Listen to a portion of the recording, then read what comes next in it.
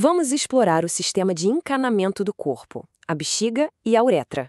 É fascinante. Na pauta, o reservatório, como ele estica, o ato de urinar, as diferenças entre os sistemas e quando o controle falha. Primeiro ponto, a bexiga. Pense nela como reservatório de fluidos do corpo. Uma bexiga saudável pode guardar até 1 litro de urina. É bastante coisa, né? Ela fica bem protegida na pelve, atrás do osso púbico, uma posição estratégica e segura. Agora, como ela consegue esticar e apertar? O segredo está nos seus tecidos especiais. O urotélio é o revestimento interno. Ele se expande como um balão conforme a bexiga enche. E a força para esvaziar vem do músculo detrusor. É ele que contrai e expele a urina. Já o trígono é o sensor, uma área na base que avisa o cérebro. Tá na hora. Ok, mas como funciona exatamente o processo de urinar, a micção? Vamos ver. É uma mistura de reflexo automático e controle consciente. Uma coordenação bem complexa, na verdade. Agora, a uretra. Existem diferenças bem importantes entre os sistemas masculino e feminino. Basicamente, a feminina é mais curta, a masculina é bem mais longa e tem um esfíncter a mais. A uretra masculina se divide em 3 partes, prostática, membranosa e esponjosa, cada uma com sua função. Entender tudo isso ajuda a gente a ver por que, às vezes, o controle pode falhar. Um problema comum é a incontinência de esforço. Sabe, aqueles escapes ao tossir ou espirrar? Acontece quando a pressão no abdômen é maior que a força do assoalho pélvico. Fatores como múltiplos partos e obesidade podem enfraquecer essas estruturas de suporte com o tempo. Isso tudo faz a gente pensar. Como os hábitos do dia a dia podem proteger nossa saúde urinária? Olá! Sabe, quando a gente pensa no corpo humano, o que vem primeiro na cabeça? Coração, cérebro, pulmões, né? Mas e se eu disser que existe uma máquina super sofisticada, totalmente automática, que trabalha ali, quietinha, uma que a gente usa todo santo dia e nem se dá conta? Pois é, hoje a gente vai explorar justamente essa máquina, o sistema urinário inferior. Essa sensação é uma coisa que todo mundo conhece, né? Mas por trás daquele impulso, daquela vontade de ir ao banheiro, tem uma coreografia, nossa, super complexa de músculos, nervos, tecidos especiais. Então bora mergulhar nisso para descobrir que engenharia incrível é essa que está por trás de um dos processos mais fundamentais do corpo. Olha só o nosso roteiro de hoje. Primeiro a gente vai entender o design da bexiga. Depois, vamos decodificar o processo de urinar em si. Em seguida, comparar as anatomias masculina e feminina e, por fim, vamos ver o que acontece quando esse controle todo falha. Então, vamos começar pela arquitetura da bexiga. E olha, ela não é só um saquinho de armazenamento, não. É um órgão super dinâmico construído com materiais extraordinários, sabe? Tudo perfeitamente projetado para a função que ela tem. E aqui começa a parte fascinante. O urotélio, pensa nele como um tecido de altíssima tecnologia, quase um origami biológico.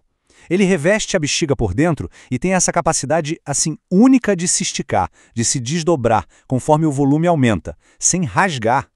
E o mais genial é que essa elasticidade toda permite que a bexiga armazene a urina sem criar uma pressão perigosa que poderia, sei lá, voltar e danificar os rins. É incrível. Ok, se o urotélio é esse revestimento que expande, o músculo detrusor é o motorzão potente da história. É uma rede de músculo liso que forma a parede da bexiga. Ele fica totalmente relaxado para deixar a bexiga encher e quando chega a hora H, ele se contrai com uma força que, olha, é surpreendente para expelir a urina. Ele é o ator principal no ato de urinar, com certeza. Agora, dentro da bexiga, tem esse marco anatômico que é crucial, o trígono. É uma área bem lisa, em formato de triângulo, que fica na base do órgão. Os 2 cantos de cima são onde os ureteres, que vêm lá dos rins, se conectam. E o canto de baixo é a porta de saída para a uretra.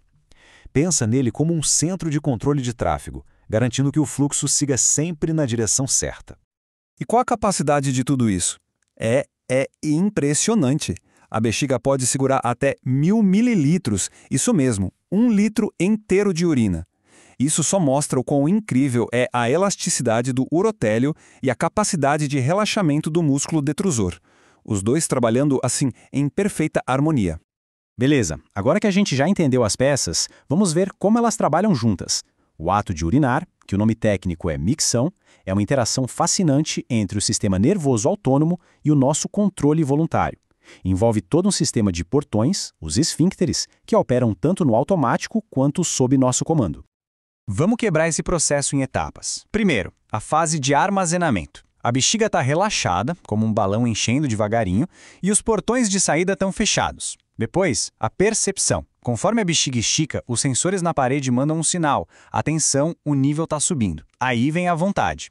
O sistema nervoso causa uma leve contração na bexiga, e é isso que a gente sente como desejo de urinar. É o corpo perguntando, e aí, podemos ir? E aqui entra a mágica do nosso controle, a liberação voluntária. Quando a gente decide que é o lugar e a hora certa, a gente manda um comando para relaxar o portão de saída externo e pronto, a mixama acontece. Por último, o reinício. A bexiga se esvazia, o portão fecha e o ciclo começa de novo. É um balé perfeito entre reflexo e controle consciente. Vamos agora para as diferenças anatômicas, porque o caminho de saída da urina, a uretra, é bem diferente entre homens e mulheres. E isso, claro, tem implicações bem importantes. E essa imagem aqui ilustra o contraste de um jeito brilhante. A uretra feminina é bem curtinha, tem só de 3 a 5 centímetros. E o ponto crucial, ela não tem o esfíncter interno, aquele portão involuntário.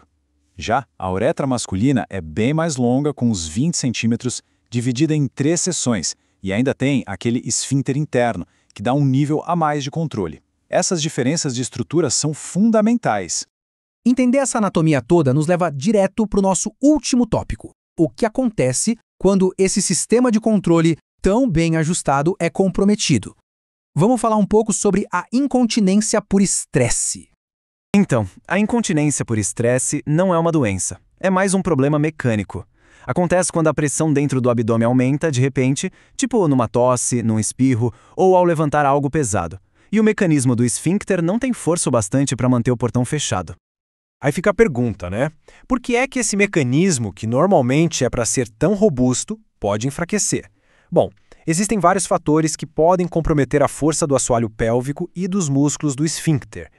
Os fatores de risco mais comuns, por exemplo, incluem ter tido múltiplos partos, que podem esticar os músculos do assoalho pélvico, a obesidade, que aumenta a pressão crônica nessas estruturas, e também atividades que causam picos de pressão repetidos, como uma tosse crônica ou o hábito de levantar muito peso.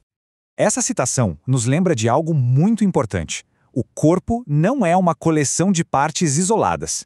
Entender a mecânica da bexiga e da uretra nos ajuda a compreender como fatores como o parto ou o peso corporal podem impactar uma função que, aparentemente, não tem nada a ver.